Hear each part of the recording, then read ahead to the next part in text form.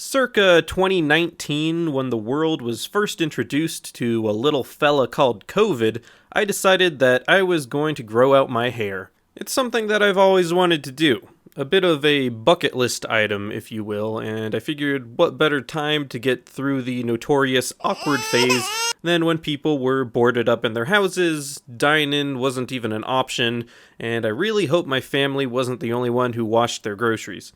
It took me almost 2 years to reach what I consider long, which is about shoulder length.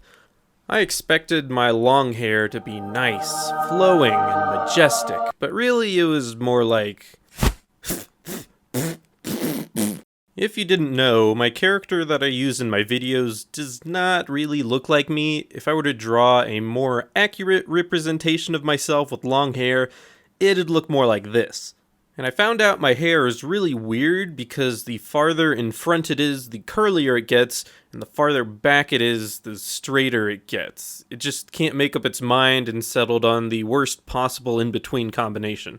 If I had my hair down for any length of time, it would get all up in my face. It couldn't stay back. It was way too poofy. It would get in my face at all times of the day, including, but not limited to, when I'm sleeping, when I'm showering, whenever I turn my head and inhale simultaneously, when it's windy, when I'm at the gym, when I'm eating, when I would intentionally put the hair back in my mouth to eat the food that got stuck in it from when I initially ate my hair on accident, when I'm playing with my cat, and even when I'm doing absolutely nothing. There's actually a technique I've developed for when hair gets stuck in your mouth. Initially, you just feel the hair in your mouth, right? But you don't know where it's coming from, or if it's a hair that's even attached to your head.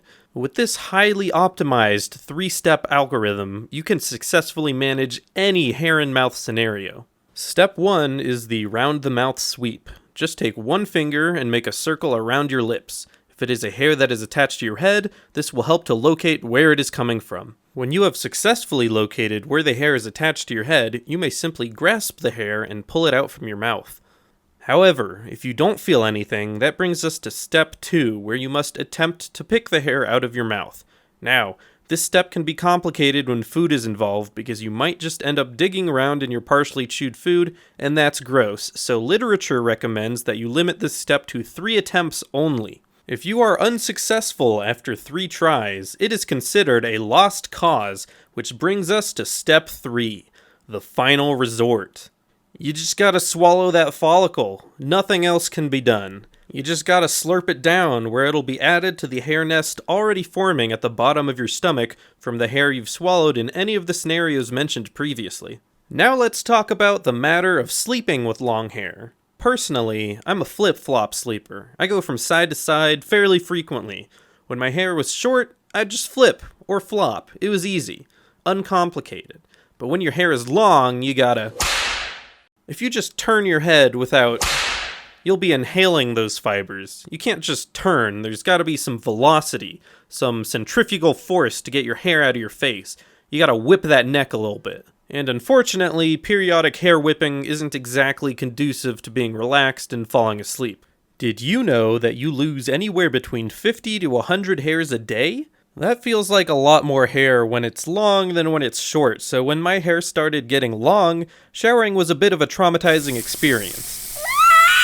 I thought I was becoming the incarnate of Charlie Brown or something, but luckily that was not the case. It's just the long hair experience. To truly live the long hair experience, you gotta be the hair, spread the hair, breathe the hair, eat the hair, because all of those things are going to happen regardless. I'll end this with a review to summarize my long hair adventure. I'd give it a 3.5 out of 5 stars, would recommend for the experience, but wouldn't keep it. And yes, my hair is back to being short and manageable at this time.